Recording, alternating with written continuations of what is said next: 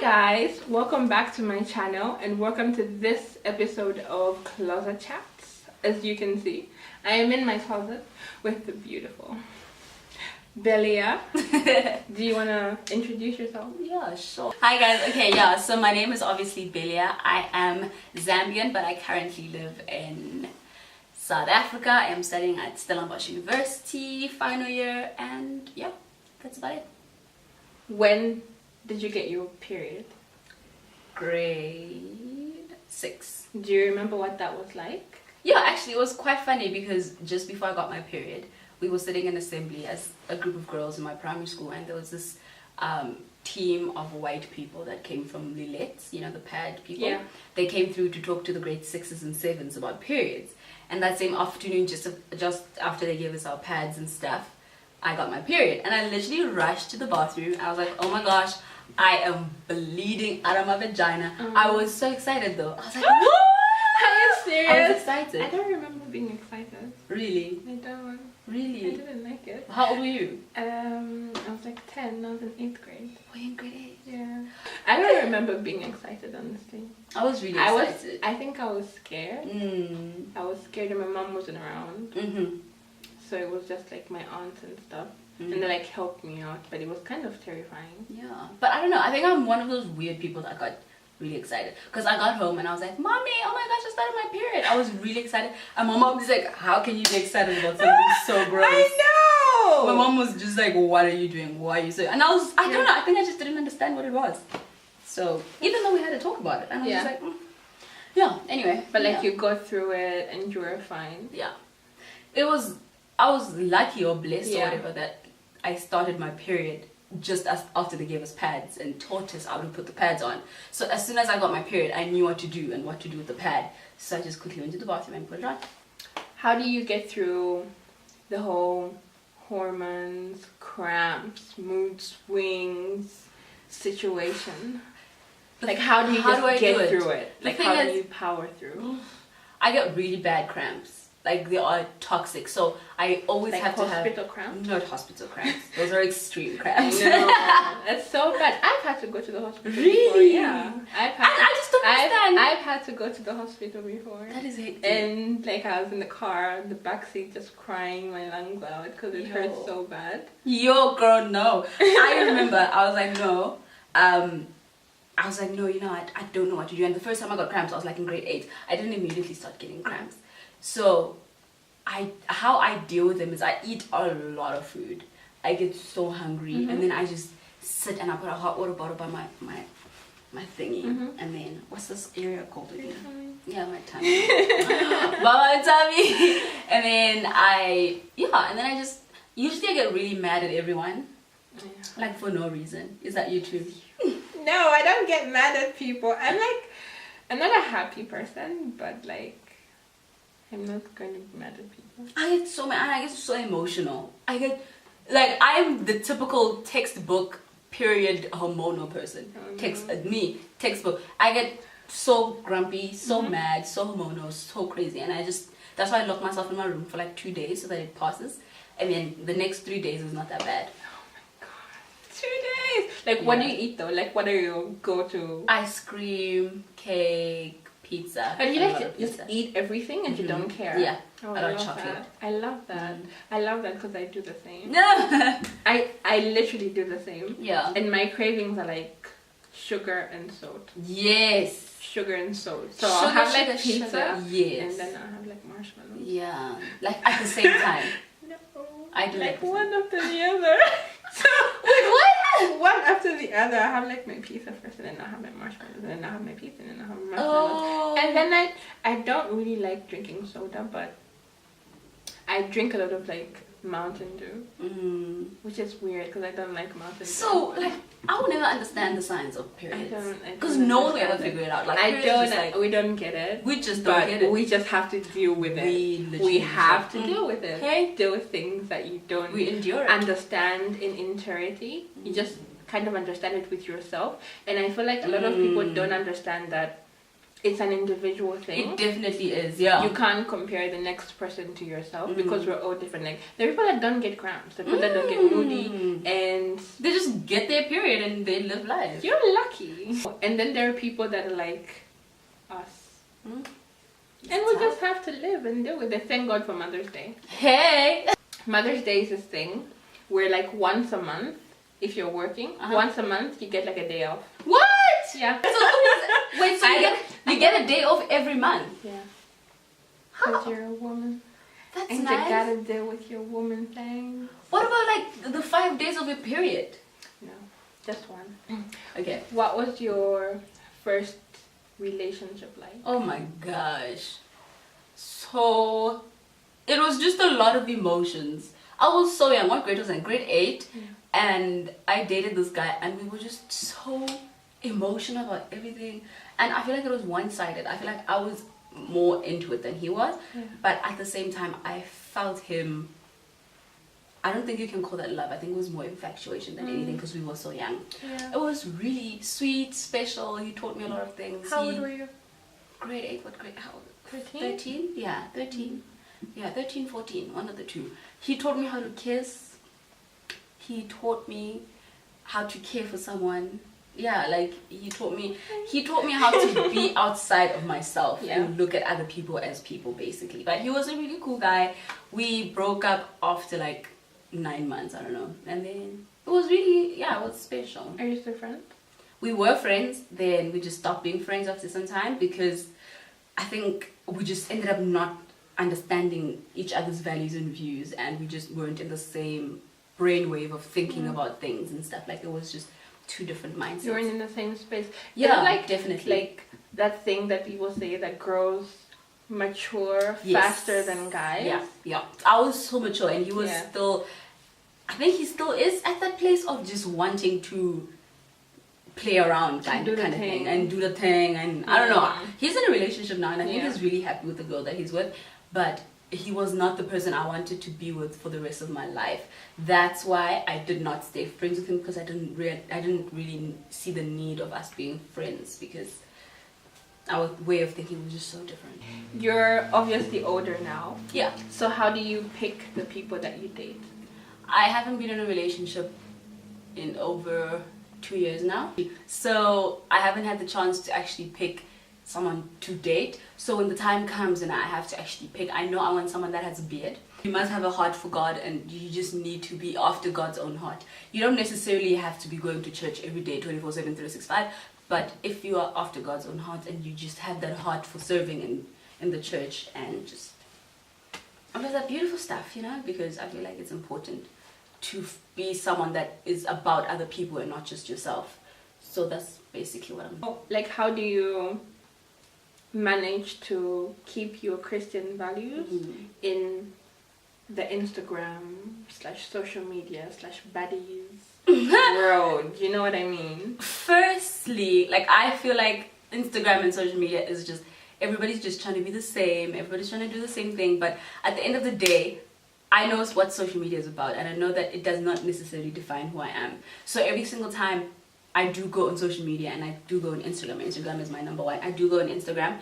I always make sure not to get involved with what the crowd is doing, right? I do what I want to do on Instagram, which is to educate people on natural hair, to tell people what Jesus has done for me. I do that in different posts that I do post. Like, if I post a selfie, I put a quote of like the Bible. Like, I know it sounds superficial, but there's a lot of times when people see the quote that you've put and they're like, oh my gosh, what is this verse? I want to go see it. And that's how you minister to someone. It's like, so you small. never know what your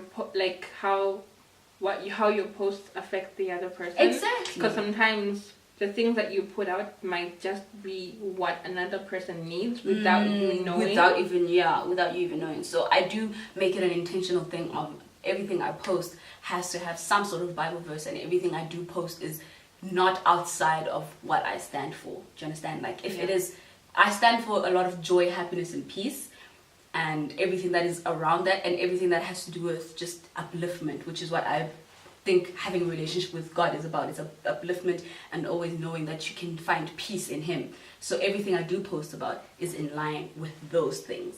So it doesn't always necessarily have to be like, Jesus, Jesus. But it's in line with the core, with the core belief of your heart. Yeah. Are you opposed to like multi-religious relationships? So if, like, for example, me dating a Muslim, Yeah. yes, I don't believe in that. I believe my relationship with God is my foundation, right? So if my foundation and your foundation are not similar, then what house are we building? Do you understand? So we are supposed to build on a foundation that is the same and that is based on the same values. So we would not accomplish anything if everything we talk about is in conflict. Do you understand? There's a lot of conflicting values that I don't necessarily see myself getting into. And I think that's fine. Yeah. As long as you're like open and honest about it. Because sometimes people just act like everything is fine when it's not really fine. Yeah. And it's important to know yourself and what you accept and what you don't accept. Yes, definitely. So the point of the matter is I will not be unequally yoked with someone. Like, I won't step outside of who I am just because I have been single for so long and now I want to be with someone because I'm lonely. No. Do you ever wake up in the morning and you just feel unpretty? No. Really? Like, do you not have any moments where you feel like insecure? Honestly, and stuff like that? No. Honestly, like, nice. honestly, like how do you not feel insecure? There's a thing I always remind myself. I think insecurity comes from the outside. That's one thing I have noticed, that insecurity comes from what we allow other people to feed us about who we are. So a lot of my life was a lot of people dictated how I should be. So from like grade 8 or something like that, I decided that everything I did let in was not going to shape who I was. Do you understand? It was just going to show me the type of things that are in the world, but it wasn't going to shape who I was. But I don't wake up in the morning and I don't feel, like today especially. Obviously when I was still younger, I would wake up and be like, oh, why am I like struggle? Yeah, but now I think I'm so rooted in the Word of God. Like, everything I do think about myself is based on the Word of God and not what other people say. And when I wake up in the morning, I don't wake up with the thing of, ugh, I just feel so ugly today. I wake up with the thing of, what am I going to do today? I never think of myself when I wake up, like the way I look. And also, I feel like I'm very confident in who I am. Yeah. And the person I am and the body that I have. There was a time when I gained like 5 kgs in December and my parents had me. They're like, why are you so fat? Why have 5 kgs? Why are you so fat? Why? Everybody, oh, you've gained so much weight. You look, this girl in the mall said I looked plumpy. I was like, guys. But also that did not affect me. Like, I still was not like, but I still decided, you know what, if people are saying all of these things, and I also felt like I've let myself go, then I was like, you know what, it's fine, that doesn't matter, it's okay. I'm still gonna look into myself and see, do I need to lose these 5 kgs that I've gained? Is this what I need to do? Am I going to do it for other people or for myself? Then I sat and I was like, you know what, no. If I'm going to do anything, I need to do it for myself and not anyone else. So, I don't know, I've never felt a thing of feeling insecure about who I am. Even when I gained that weight, I was still not insecure in who I was. I was still like, okay, yeah. Like, how do you practice self-love? How do I practice self-love? Yeah. So I believe everything you do not feed will eventually die. So I do not feed negativity. I do not feed everything in this world that says I should be some type of person. When I tell you that I read the Bible, like I study that thing and then make it myself. So self-love boils down to what I practice and what I feed myself and how much of the Word of God I feed myself, positivity that I feed myself, creativity, people that inspire me, what they say about what they do, how people have strived to where they are, what people describe what beauty is, you know, those kind of things, like things that I am truly motivated to attaining, like things I am truly motivated to be, and I focus on where I want to be and not where I am. So I do a lot of future focused activities, like I research a lot, I sit down and I think about where I want to be, what I want to do. I don't focus on what other people are doing, like how is this person getting, like get competition based, like those things. I don't do that. Like I I get motivated and I don't compete, right? When I see that you achieving great things, I hype you up like you do. Hype you up. It's important. Hype you. Not everything is a competition because Yeah. we're all running our own race. Mm-hmm. You don't know what that person's Yes. goals are. You don't Yes. know what they want to achieve in life. Yeah. And you're like trying to race with someone that's not you. Exactly. You better race with yourself. So the other thing I take control of my own happiness, right? So I do a lot of things that make me happy, like watching series that makes me really happy. I jog, watch a lot of series. I watch so much series, and I eat a lot. So I literally am in charge of my own happiness. Yeah. I do not allow anyone else to dictate my levels of happiness. And sometimes it's like the little things that make you happy. Yeah. You don't need to go to the Maldives to be happy. No, you really Sometimes just your room, your laptop, ice cream, Game of Thrones. Hey, Game of Thrones. How do you handle rude people online and in real life? Because obviously you're in the online space. You don't feed will eventually die, and especially with rude people, like just ignore those people. Like rude people are just so boring. It's easy to ignore rude people online, but like in real life it's a bit different. Yeah. In real life, like if you're rude to me and I've seen that I just walk away. I walk away. I go do my own thing somewhere else. I do not entertain. Rude people love like being entertained. It's like the devil. The devil wants you to pay attention to him and be like, hey boo, I'm also here. But actually you're not. So boy, bye. Bye bye. What women inspire you? Okay. Beverly Angel. Okay, she's super great. She's got her own bank, and she looks like she's doing it all at the same time, but not really. And she's just so amazing. She carries herself so well, and she's just so well spoken.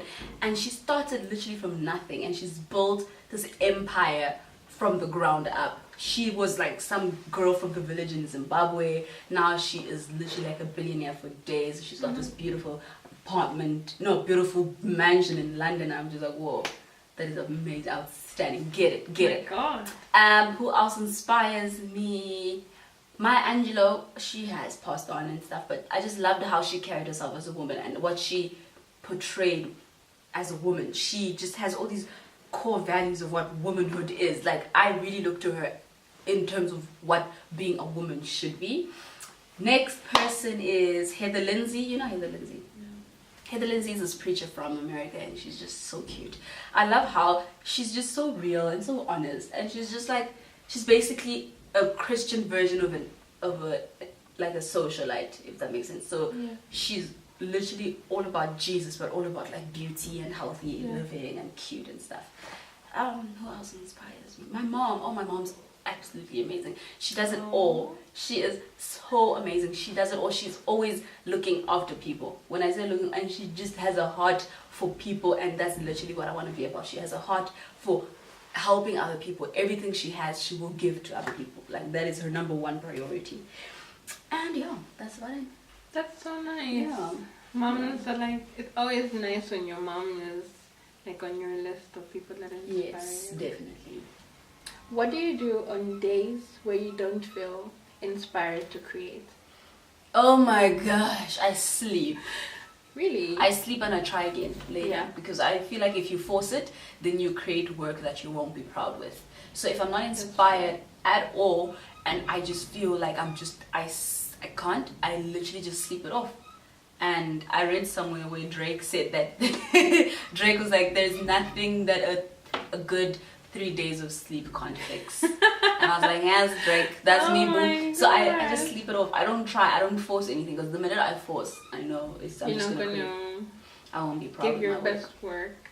Yeah, and usually when I sleep it off, I wake up the next day feeling so motivated. Yeah. So what do you do when you're not Like, feeling my body motivated? just won't let me now. Yeah. I read. Okay. I will read stuff.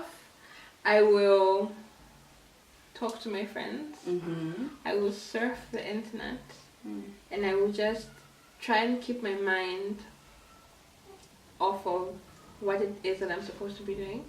Because it's so crazy how you can be stressed about something. Yeah. And you're in the shower and it's like, ding, light bulb. Yep. That's so true. So the minute you stop thinking about it, that's when the inspiration comes along. That's definitely what I've learned as well. Yeah. So relax, breathe, and try again later. Stop stressing. There is nothing stress will ever like build or add to. Totally. And speaking of work, Yeah. like you're online, so like how do you stand out? How do I stand out? Okay, especially the fact that you're in essay. Great. And essay is like buzzing, you know what I mean? What I have tried to do specifically with the things I am trying to accomplish is I've tried to center them around building other people and not myself, right? I've tried to center them around educating other people on a lot of things that people genuinely want to do but they don't know how to start doing. For example, photography or blogging or starting a natural hair journey. They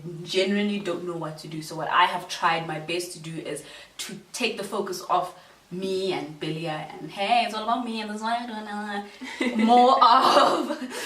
more and make it more of this is how you as a person that's watching me can also do it. Yeah. And this is how you as a person that's watching me talking to someone else can also do it. You know what I'm saying? So a thing of adding to other people's lives and not taking the praise for myself, if That's that makes very important. yeah. That's that like makes sense. a really, really important thing to do in this life where people just take.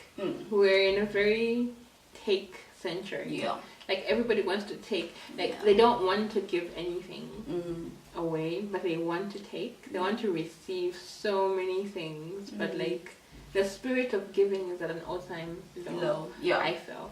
Definitely it is. And the other thing is that I want to be that odd person that actually speaks about joy and happiness as something that is attainable. Yeah. And a lot of the spaces that I have seen in South Africa, it's a lot of down things like anxiety. Let's do depression. Let's talk about what depression is. And I want to be that odd person that's like, okay, but joy is also a thing. You know what I'm saying? Like it is your portion. Like happiness is something you can have. Like, thank you so much for taking the time out to come and do this with me. I really, really appreciate your openness and honesty. And also for you guys watching at home, like we're not experts. We're just basically sharing our experiences with you. Yeah. If you have, you know, any comments, any contributions to the subject, you can always comment below and talk to us, because I always like to have like open-ended conversations, because there's no one solution to things.